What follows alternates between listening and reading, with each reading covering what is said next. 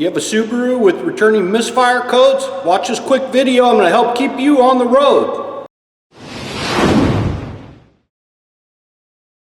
So this particular vehicle is a 96 Subaru Legacy wagon. This has the 2.2 motor, and it came in for returning code P0303, and it had some tune-up work done. It had a new coil. It had plugs and wires and whatnot, but that didn't correct the misfire issue. The code kept coming back.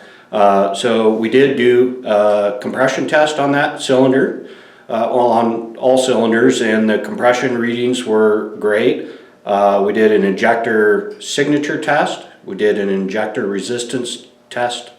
We did do a cylinder contribution test, and we did find that cylinder 3 was not contributing, and that was mostly during a cold start scenario with the engine cold.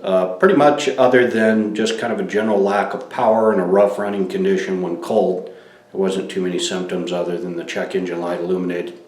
So anyway, we lifted it up and pulled the exhaust system to check the exhaust valve guides. Exhaust valve guides being loose in the cylinder heads are a common issue that we see quite often. And basically you check for that by lowering the exhaust Y pipe and then taking a look up at the exhaust valve guides.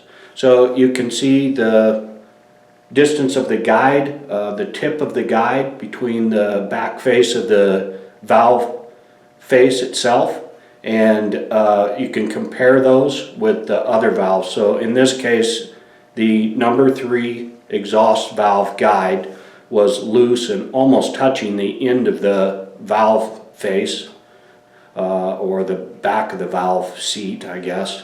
And then you can see the number 1 is normal distance, and then looking at the other bank of the engine, cylinder 2 appears to be normal, but cylinder 4 also has a loose valve guide.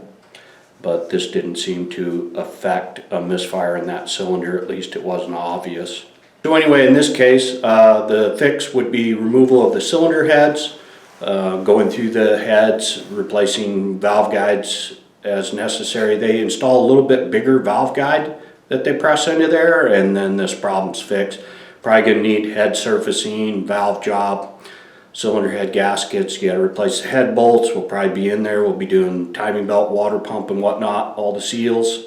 So this could be an expensive job. So anyway, in this case, the customer declined repairs. I don't blame them. The repairs would probably exceed the value of the vehicle at this point.